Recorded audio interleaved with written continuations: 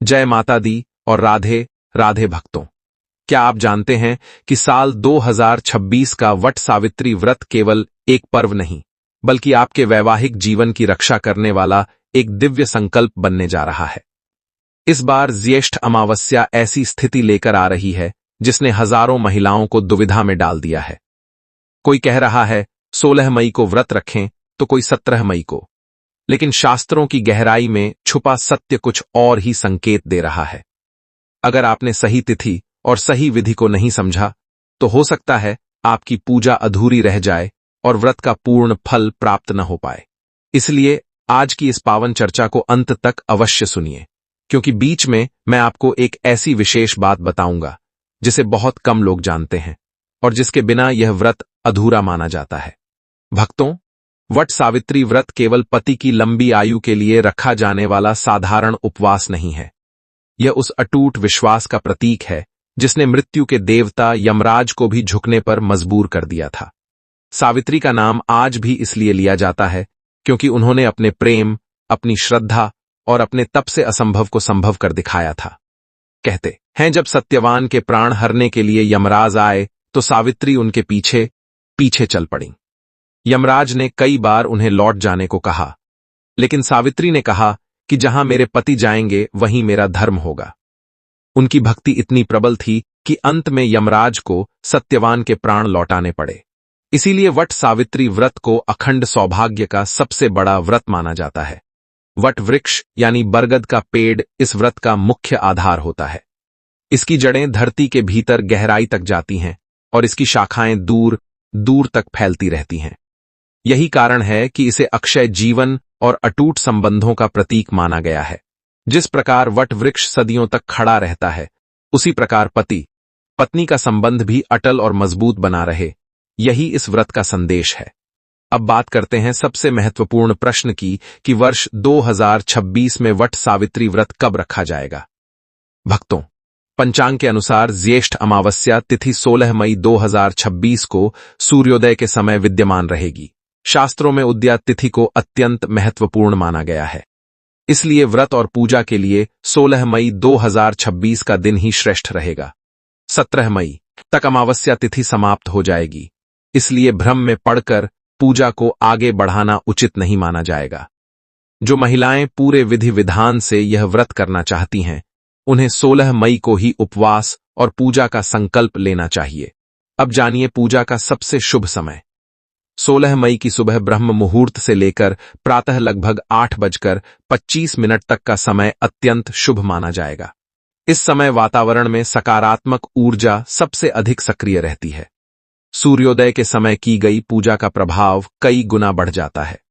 अगर किसी कारणवश सुबह पूजा न हो पाए तो दोपहर तक भी पूजा की जा सकती है, लेकिन कोशिश यही करें कि पूजा सुबह ही पूरी हो जाए। भक्तों, अब बात करते हैं उस विशेष सामग्री की जिसके बिना यह व्रत अधूरा माना जाता है। पूजा की थाली में रोली, अक्षत, सिंदूर, फूल, धूप, दीप, भीगे हुए चने, फल और कच्चा सूत तो रखें ही, लेकिन इसके साथ एक मिट्टी का दीपक अवश्य रखें जिसमें शुद्ध घी भरा हो। यदि संभव हो तो वह दीपक अपने घर की मिट्टी से स्वयं बनाएं। मान्यता है कि ऐसा करने से भूमि तत्व सीधे आपकी साधना से जुड़ जाता है और व्रत का प्रभाव कई गुना बढ़ जाता है। अब जानिए पूजा की सही विधि। सुबह जल्दी उठकर स्नान करें और लाल या पीले रंग के वस्त्र धारण करें। इसके बाद व्रत का संकल्प लें। वट वृक्ष के पास जाएं और उसकी जड़ में जल अर्पित करें। जल में थोड़ा सा कच्चा दूध और गंगाजल मिलाना बहुत शुभ माना जाता है। इसके बाद वट वृक्ष पर रोली, अक्षत और फूल अर्पित करें। फिर कच्चे सूत को लेकर वट वृक्ष की परिक्रमा करें। ध्यान रखिएगा कि परिक्रमा हमेशा घड़ी की दिशा यानी क्लॉकवाइज ही करनी चाहिए। यही शुभ दिशा मानी जाती है। 7 बार या अपनी श्रद्धा अनुसार 11, 21 या 108 बार परिक्रमा की जा सकती है। भक्तों, एक बात हमेशा याद रखिए कि व्रत केवल शरीर से नहीं बल्कि मन से भी किया जाता है। अगर किसी महिला की तबीयत ठीक न हो या किसी विशेष परिस्थिति के कारण वह स्वयं पूजा न कर सके, तो वह मानसिक रूप से भी व्रत कर सकती है। श्रद्धा सबसे बड़ी शक्ति होती है। केवल वट वृक्ष के दर्शन मात्र से भी पुण्य की प्राप्ति होती है। अब सुनिए वट सावित्री व्रत की संक्षिप्त कथा।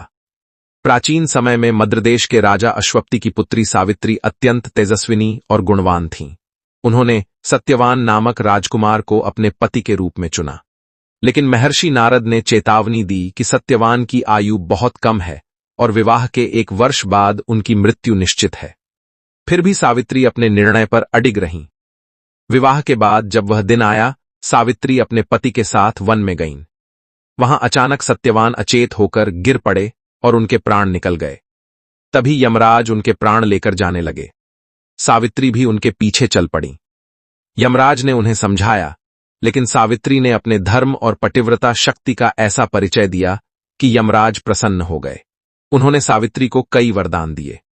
अंत में सावित्री ने ऐसा वरदान मांगा जिससे सत्यवान को पुनः जीवन मिल गया। इस प्रकार उनकी भक्ति और निष्ठा ने मृत्यु को भी पराजित कर दिया। भक्तों, यही कारण है कि यह व्रत केवल पति की लंबी आयु के लिए नहीं, बल्कि पूरे परिवार की सुख, समृद्धि और रक्षा के लिए किया जाता है। माना जाता है कि जो महिला सच्चे मन से यह व्रत करती है, उसके जीवन में सुख, शांति और सौभाग्य बना रहता है। अब एक बहुत महत्वपूर्ण बात, व्रत के दिन क्रोध, झूठ और किसी की बुराई से दूर रहना चाहिए। पूजा के समय मन शांत और पवित्र होना चाहिए। यही वह साधना है जो इस व्रत को सिद्ध बनाती है। व्रत के समापन पर अगले दिन यानी 17 मई की सुबह दान पुण्य करके पारण करें। किसी जरूरतमंद महिला को सुहाग की सामग्री जैसे चूड़ी, बिंदी, सिंदूर और वस्त्र दान करना अत्यंत शुभ माना गया है। भक्तों, साल 2026 का यह वट सावित्री व्रत आपके जीवन में नई खुशियां लेकर आए। आपके परिवार पर भगवान शिव और माता पार्वती की कृपा बनी रहे और आपका सौभाग्य सदैव अक्षय रहे। यही हमारी मंगल कामना है। जब आप वट वृक्ष के चारों ओर परिक्रमा करें तो यह महसूस करें कि आपके जीवन की हर बाधा पीछे छूट रही है और हर कदम आपको सुख, शांति और समृद्धि की ओर ले जा रहा है। अगर आपको यह पावन जानकारी अच्छी लगी हो तो वीडियो को लाइक जरूर करें, चैनल को सब्सक्राइब करें और कमेंट में जय वट सावित्री माता अवश्य लिखें।